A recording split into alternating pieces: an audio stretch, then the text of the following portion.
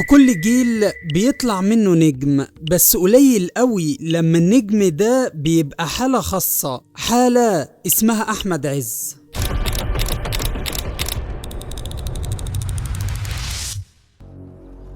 اسمعي يا منطقة، طلاق مين يا مرة يا بنت الموبوءة؟ بنت حنان، بنت الحاج حسين تخصني. انت فاكرة نفسك متجوزة مدرس باليه؟ ده انا رضا. حنان بنت الحاج حسين تخصني. ده انا اتفين اخواتي. امين؟ اللهم بلغت. يعني مش عشان لبست بدله وجرافطه بقيت مستر، لا. ما انت بتعرف تفكر اهو، امال ليه بيقولوا عليك حمار؟ انا ما تلعبش بيا، انا العب بنسوان مصر كلها. في الفيديو ده مش هنحكي مشوار نجم كده وخلاص، لأ، النهاردة هنفك شفرة أحمد عز دي من البداية، وهنرجع لأول لحظة بدأ فيها الحلم، وإزاي اسم أحمد عز ده بقى لوحده علامة في السينما المصرية. أحمد عز. لا، أحمد عز نجم اسمه غني عن التعريف، متمرد من أول بطولة مطلقة ليه على شكله الحلو وسمي، اللي هو أنا عايز أوصل. احمد عز تربى على عرش النجوميه، ومن ساعتها الحمد لله ما وقع. البنات بتحبك. والله احمد عز احلى من البنات اصلا، فده مش مقارنه، يعني هو احلى من البنات. هو اصلا نفس الكاتيجوري بالنسبه لي زي بتوع هوليوود. أنا عايز الستر وحب الناس. أحمد عز.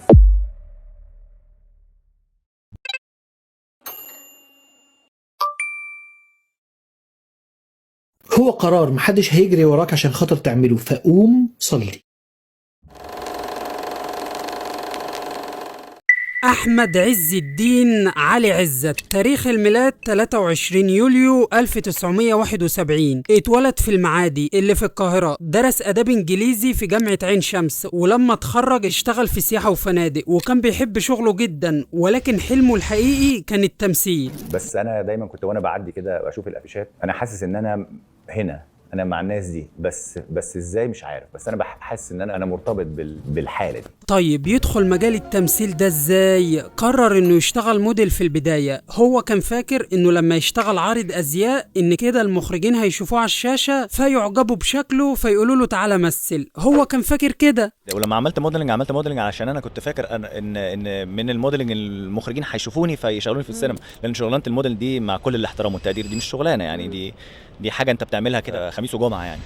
شخصيه عنيده جدا وهنعرف ده قدام. فعنت، وانا شخصيه عنيد جدا جدا جدا. وطبعا محدش ينكر ان وسامة احمد عز ساعدته جدا في البداية، ساعدته على الاقل في انه يظهر على الشاشة، لدرجة ان اصالة اول ما شافته خلته يظهر معاها في ألبوم لما جت عينك في عيني.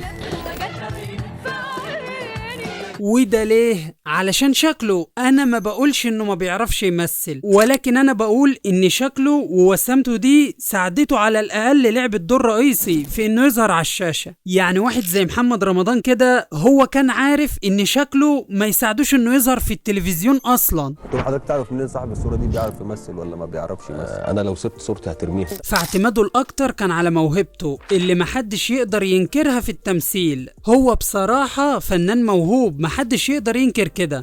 انما احمد عز بقى هو في الاول وفي الاخر ده حاجة من عند ربنا، فوسامته دي كان لها دور رئيسي في انه يظهر على الشاشة على الاقل لاول مرة.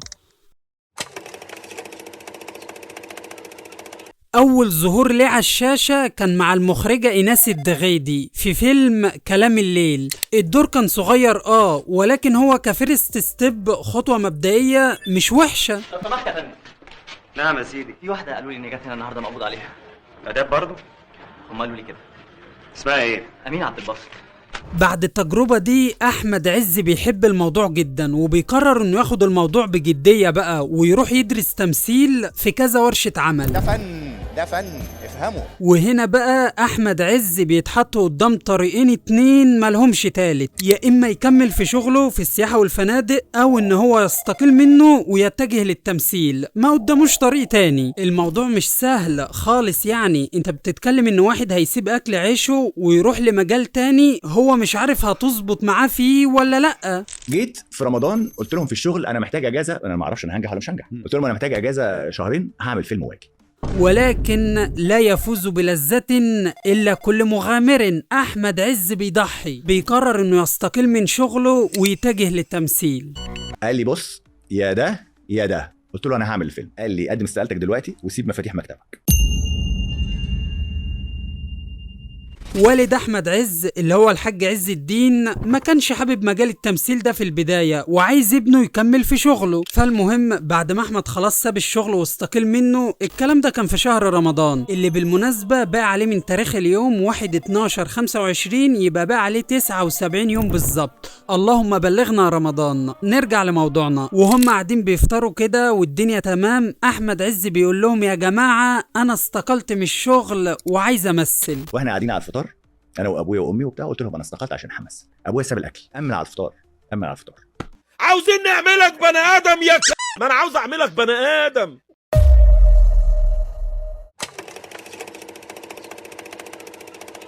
سنة 2000 بيشوفوا المخرج جمال عبد الحميد وبيرشحوا الدور في مسلسل زيزينيا، المسلسل من بطولة الفنان الكبير يحيى الفخراني وآثار الحكيم. والمسلسل ده كان من أهم أعمال التسعينات وقتها، واتعمل له جزئين. أحمد عز شارك في الجزء الثاني، ودوره في المسلسل كان نقلة كبيرة في حياة أحمد عز، لأنه بعد الدور ده بيتعرض عليه أول بطولة مطلقة ليه في تاريخه لفيلم مذكرات مراهقة مع هند صبري. والفيلم ده كان للكبار فقط يعني، ولأن النجاسة وحشة الفيلم ده بيفشل. ومش بس كده، ده بيتعرض لكمية انتقادات وقتها مش طبيعية بسبب المشاهد الأوف أح اللي كانت فيه طبعا.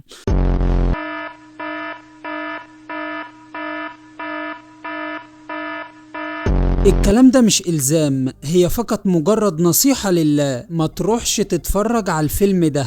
أنا عملت اللي عليا، الباقي بينك وبين ربك. سنة 2003 بيتعرض عليه أول دور بطولة ليه في الدراما في مسلسل ملك روحي مع يسرا، والمسلسل ده طبعا بينجح جدا وقتها. تقدر تقول لي بتضحك ليه دلوقتي؟ ولا حاجة يا عم. بعد المسلسل ده اسم أحمد عز بدأ يتعرف في الوسط الفني، يعني نقدر نقول كده بعد المسلسل ده أحمد عز رسميا بقى ممثل. عملت ملك روحي مع المخرج الكبير الأستاذ مجدي أبو عميرة. جه الأستاذ مجدي أبو عميرة قال لي أنت بعد الحلقة السادسة مش هتعرف تمشي في الشارع. يشاء ربنا فعلا إنه هو يعمل قلبان المسلسل ده، وربنا يديني نجاح ما شفتوش في حياتي. سنة 2005 بقى كانت الانطلاقة الحقيقية في حياة أحمد عز، وده لأنه بيقدم لنا ملاك اسكندرية مع المخرجة ساندرا نشأت. الفيلم طبعا مش محتاج ان انا اتكلم عليه. الاسوره اللي لقوها جنب سور الفيلا بتؤكد ان في حد دخل او خرج ليلتها وبرضه محدش شافه. وفيلم طبعا بحجم ملاك اسكندرية كان فيلم كبير جدا بالنسبة لأحمد عز وقتها، حرفيا كده غير أي عمل شارك فيه قبل كده، لأنه كان من بطولة غادة عادل، والفيلم كان مصروف عليه بادجت كبيرة، فما ينفعش إن الفيلم ده يفشل. وبالمناسبة الفيلم ده كان من بطولة فنان تاني خالص غير أحمد عز، ولكن المخرجة ساندرا نشأت لما شافت صورته حست إن الواد ده وشه سينمائي، وسامته يا جدعان مش محتاجة كلام يعني. المهم عملت له كاستنج، اختبار تمثيل يعني، ومثل مشهد من الفيلم قدامها واقتنعت بيه جدا وقالت خلاص هو ده بطل الفيلم. لذلك التمس من سيادتكم الافراج فورا وبدون ضمانات عن موكلتي. الفيلم طبعا نجح نجاح كبير جدا وقتها، ولسه لحد النهارده بيتعرض على الشاشه. المخرجه ساندرا نشأت كانت اول مخرجه تؤمن بموهبه احمد عز بشكل جدي وتديله فيلم بحجم ملاك اسكندريه، واحمد عز طبعا ما نساش حاجه زي كده، ودايما بيقول في اي لقاء بيطلعوا ان ساندرا نشأت كانت صاحبه الفضل عليه بعد ربنا طبعا في انطلاقته في السينما. ساندرا دي انا دايما بقول لها انت بيتي. انا ساندرا لو طلبتني في فيلم في حياتها، انا لو طلبت عناية في الشغل، يعني هي صاحبة فضل، والمكانة اللي انا فيها دي دلوقتي هي ليها يد كبير جدا جدا جدا. الفيلم ده نقل احمد عز من ممثل عادي لنجم شباك وزود جماهيريته بنسبة كبيرة، والفيلم ده كان بداية سلسلة نجاحات كتير قوي ما بينهم. اشتغلوا مع بعض بعد كده وقدموا لنا فيلم الرهينة، والفيلم ده حقق نجاح كبير جدا. اكيد اتخطف، هو انا مجنون؟ اتخطف. وعز بصراحة بعد الفيلم ده أثبت فعلا إنه يستحق إنه يكون من نجوم الصف الأول. وبعدها قدم لنا فيلم الشبح مع النجمة زينة. عاني من حالة نفسية. حالة يا أبو حالة؟ هو وبعدها شارك مع الفنان الكبير نور الشريف في فيلم مسجون ترانزيت. هتسرق مصر يعني؟ يعني هي جت عليا انا يا باشا؟ يا ابن الصيعة. سنة 2009 المخرج أحمد علاء الديب بيتعاقد مع أحمد عز وبيقدموا لنا الفيلم المحبب جدا إلى قلبي على المستوى الشخصي بدل فائد. ما انت بتعرف تفكر اهو، امال ليه بيقولوا عليك حمار؟ عز بصراحة قدم أقوى أداء مزدوج في الفيلم ده، شخصيتين مختلفين تماما عن بعض وقدمهم بطريقة تخليك تقول عليه فعلا فنان صف أول، مش أي حد يعرف يعمل كده. كان فيلم من الافلام الصعبه وكان التكنيك ما كانش سهل وقتها. انا فاكر ان كان في زميل بيصور جنبي في الاستوديو اللي جنبي، انا كنت باجي الصبح عشان ابتدي اصور في بدل فائد وهو يجي بعد مني وبعد كده هو يروح ويجي تاني يوم وانا لسه مكمل في نفس اليوم اللي انا بصور فيه. كان من اكتر الافلام صعوبه. كل العيال اللي من عينتك بيقولوا نفس الكلام وما يخصنيش، وانا عمري ما كنت هبقى زيك.